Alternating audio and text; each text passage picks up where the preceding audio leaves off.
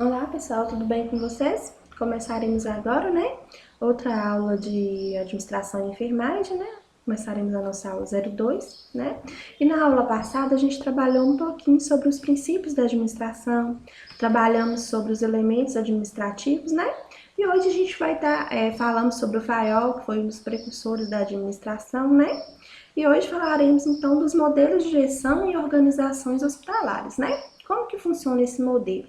Esse modelo, as decisões elas são descentralizadas. As equipes de enfermagem elas participam ativamente da tomada de decisões, Então, no caso, não é um profissional sozinho tomando a decisão, é a equipe completa que toma a decisão, Então, todos eles tomam as decisões e assumem a responsabilidade sobre os resultados, Em média, 80% das decisões locais que envolvam assuntos de enfermagem podem ser resolvidos no local de prestação da assistência, sem necessidade de envolver as gerências. O conceito empregado tem como meio de operação fóruns de decisão, que a gente chama de times assistenciais, conselhos da prática ou gerenciamento de educação e pesquisa, que são compostos por membros de todos os níveis hierárquicos, desde os diretores até profissionais que prestam assistência à beira do leito. Para exemplificar o exposto, um paciente, por exemplo, queixa da técnica utilizada para a troca de sua bolsa de diálise. A líder de enfermagem daquela unidade é quem recebe todas as queixas e elogios periodicamente, Então, a gente tenta resolver lá no nível hierárquico lá embaixo, pessoal? Nesse caso, ela encaminha a reclamação ao time assistencial, que analisa localmente e toma decisões para a correção do problema. O time assistencial é um fórum composto de representantes de todos os profissionais de enfermagem daquela unidade, especialmente os da linha de frente.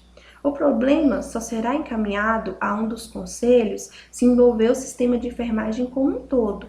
A grande diferença é que no modelo anterior de gestão, a líder de enfermagem tomaria a conduta final, Então é criado, esses conselhos e eles que deliberam e tomam as decisões, Então, o modelo assistencial, Como que seria esse modelo assistencial? O sistema de enfermagem do hospital desenvolve um cuidado integral e individual, fundamentado em evidências científicas e no trabalho interdisciplinar. Baseia suas decisões no julgamento clínico do enfermeiro, de forma a melhor atender às necessidades do paciente e da família, obtendo sua participação ativa nas decisões sobre o cuidado a ser prestado. O paciente é o centro do processo de cuidar, Integrado na tomada de decisões e participante do planejamento e implementação desse cuidado. Esta visão do cuidado, como principal foco da enfermagem, deriva a filosofia e ciência do cuidar, desenvolvida pela teorista de enfermagem John Watts, que combina uma visão humanista e uma base sólida de conhecimentos científicos. Nessa visão de mundo, associada a habilidades de pensamento crítico, a ciência do cuidado tem como foco a promoção da saúde e não somente a cura da doença. Neste cenário, o profissional central é o enfermeiro assistencial. Ele é o responsável pelo planejamento dos cuidados e estabelecimento de vínculo com o paciente e com sua família. O enfermeiro, neste modelo, possui igualmente o papel de integrador, facilitador e coordenador das relações entre paciente, equipe multiprofissional, médicos, instituição e à beira do leito, Importante lembrar que o modelo assistencial adotado pela instituição é uma diretriz clara de como a organização propõe-se atingir sua excelência assistencial. É essencial que o enfermeiro tenha clareza de seu papel neste contexto e aproprie-se dele com autoridade e responsabilidade. Assim, dentre os vários papéis que este profissional possa agregar no transcorrer do processo assistencial, sua atividade deve estar alinhada com sua atuação ético-profissional. O modelo de educação continuada, O desenvolvimento técnico-científico, como uma das principais diretrizes do sistema de enfermagem, visa propiciar a capacitação profissional e a harmonização do atendimento, fornecendo subsídios à implantação do modelo assistencial institucional e o atendimento ao paciente e médico. né? O modelo é descentralizado, realizado localmente junto à equipe de enfermagem.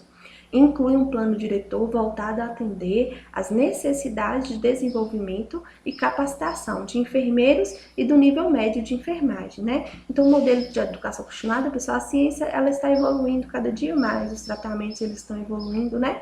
E os profissionais de saúde, eles têm que ser capacitados para essa evolução, eles têm que acompanhar essa evolução, né?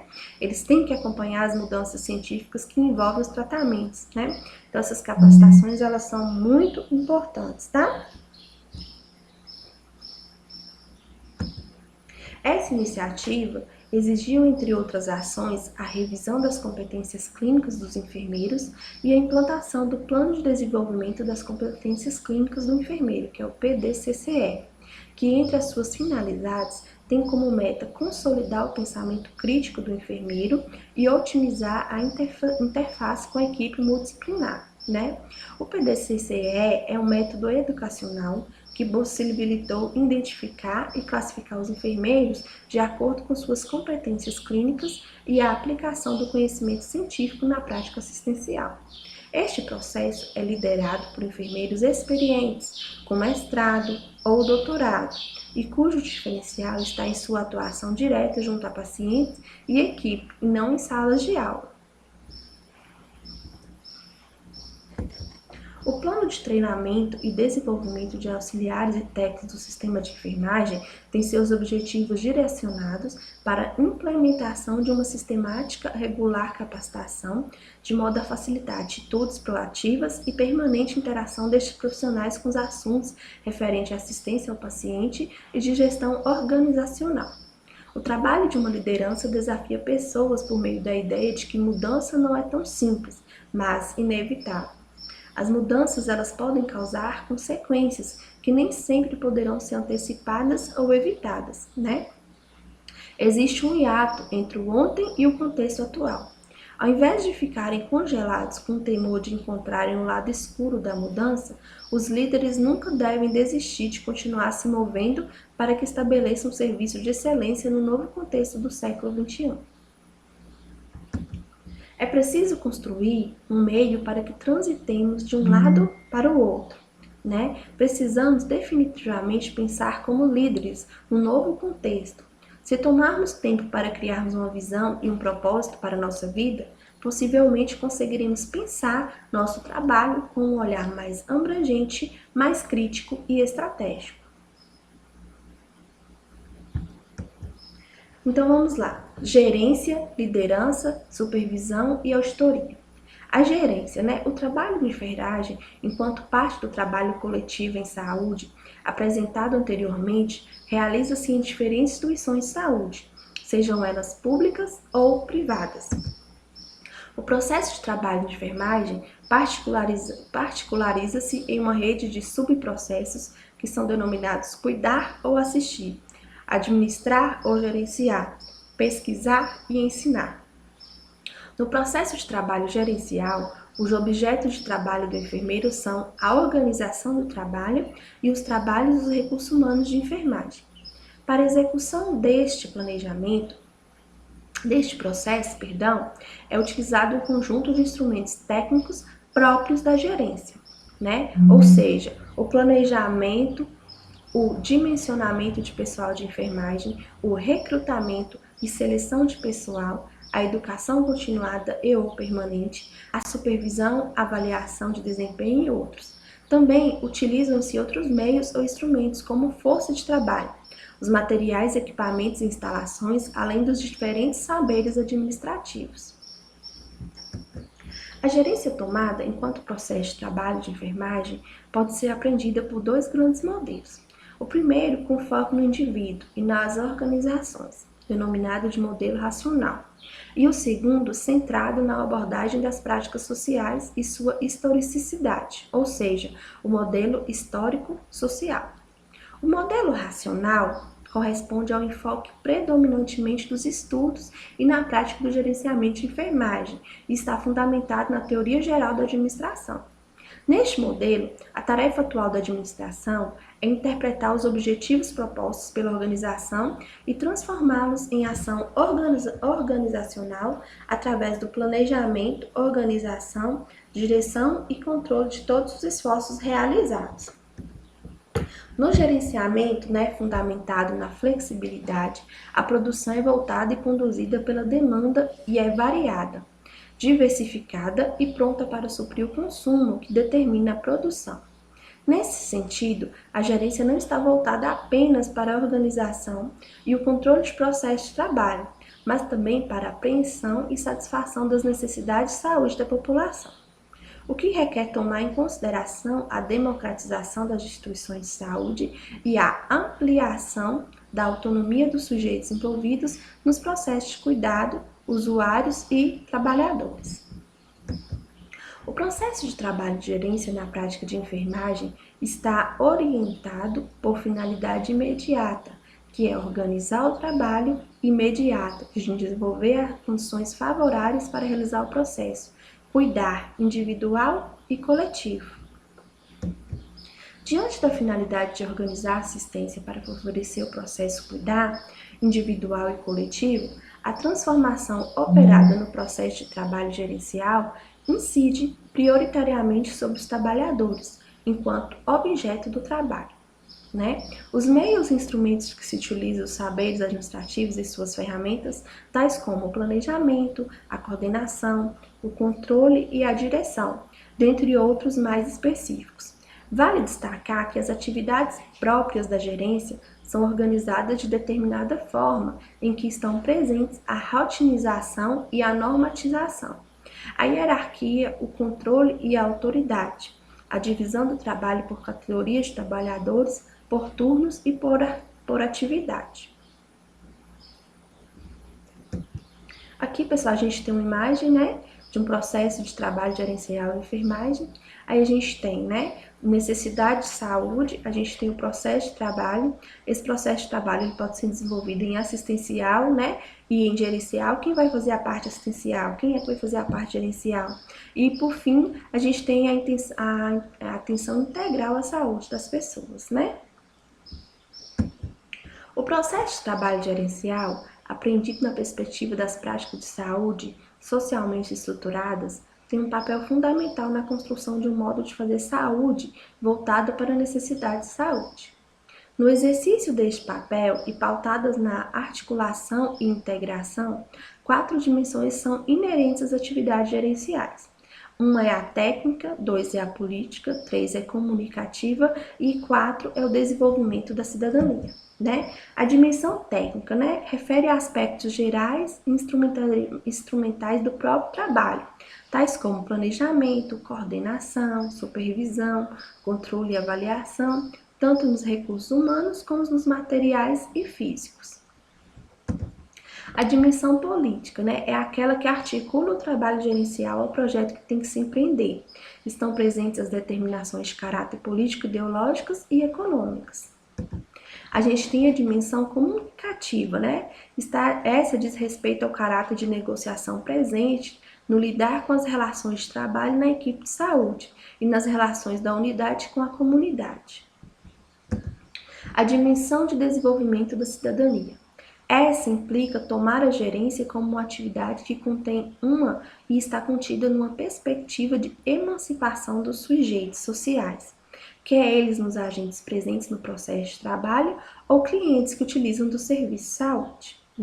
A ênfase nas organizações ou nas necessidades de saúde orienta formas distintas de gerenciamento operadas em enfermagem, implicando formas também diversas de organização desses trabalhos que são determinantes da assistência de enfermagem prestada à população, bem como de sua qualidade. Liderança. Qual é a função do líder, pessoal? O líder, função do líder, forma de denominação baseada no prestígio pessoal e aceita pelos dirigidos. Teoricamente, a prática da liderança na enfermagem não difere em essência de outras áreas. Para melhor compreender de como ocorre o fenômeno liderança na enfermagem, algumas abordagens elas são necessárias. Uma delas é o significado que é atribuído à liderança. A outra trata das características do líder e a influência do poder no processo de liderança. A liderança aparece na literatura das ciências sociais com pelo menos 3 significados mais importantes. Liderança como atributo de uma posição. Nessa visão, é um conceito relativo que implica 2 termos, um agente influenciador e as pessoas que são influenciadas, né? A liderança como característica de um indivíduo, né? Nessa são identificados os traços individuais, físicos, intelectuais e de personalidade dos líderes, né? São aquelas pessoas que têm a liderança inata. E a liderança como parte de um grupo. É aquela considerada como um fenômeno que surge à medida que o grupo se forma e se desenvolve. Nesse sentido, a liderança é considerada situacional. A interação indivíduo-meio é uma constante e a liderança é uma consequência dessa interação.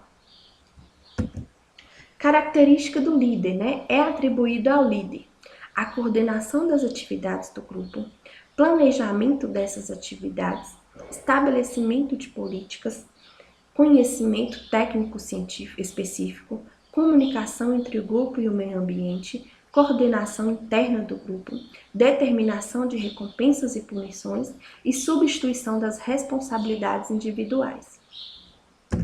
É importante salientar que a autoridade do líder deriva da contribuição que dá ao grupo para atingir os objetivos propostos. Aqui, pessoal, eu pus um quadro para vocês entenderem a diferença de chefe e líder, né? O chefe, ele delarga, o líder, ele delega, né? Ele dá autoridade para o seu subordinado. O chefe, ele fiscaliza, o líder, ele confia, né? O chefe, ele manda, o líder, ele orienta, né? O chefe diz vai e o líder diz vamos, né? Então, liderança é a capacidade de traduzir visão e realidade. Então, um bom líder, pessoal, é aquele que se junta à equipe como um membro da equipe, né? Ele estimula a sua equipe a fazer junto, a crescer junto. Então, o chefe não é aquele que vai num carro, dentro do carro, e manda os seus subordinados empurrar o carro, né? É aquele que está lá empurrando junto. Então, o líder, né, perdão. Então, um bom líder, ele estimula a sua equipe, ele incentiva a sua equipe e ele participa das ações desenvolvidas pela sua equipe. Não é aquele que só manda, não. É aquele que faz junto, tá? Então, existe uma diferença entre chefe e líder. Os estilos de liderança, né? Existem vários estudos que descrevem os estilos de liderança. Liderança autocrática, né? Este tipo de liderança explora e estimula a dependência mediante a satisfação de necessidades evidenciadas pelos liderados. Esse estilo favorece a centralização de poder e enfraquece as iniciativas individuais, promove comportamento submisso dos membros do grupo. A liderança democrática. Esse estilo de liderança leva em consideração o desenvolvimento das habilidades e capacidades de seus membros, a qualidade do desempenho e a interação dos indivíduos do grupo. É importante que o líder democrata tenha segurança técnico-profissional, né? Uma vez que essa equalização de poder é ameaçadora, principalmente se o líder tiver competência profissional inferior a seus subordinados. A liderança autoritária considera-se aquele líder que pressupõe um homem como um ser preguiçoso e pouco merecedor de confiança.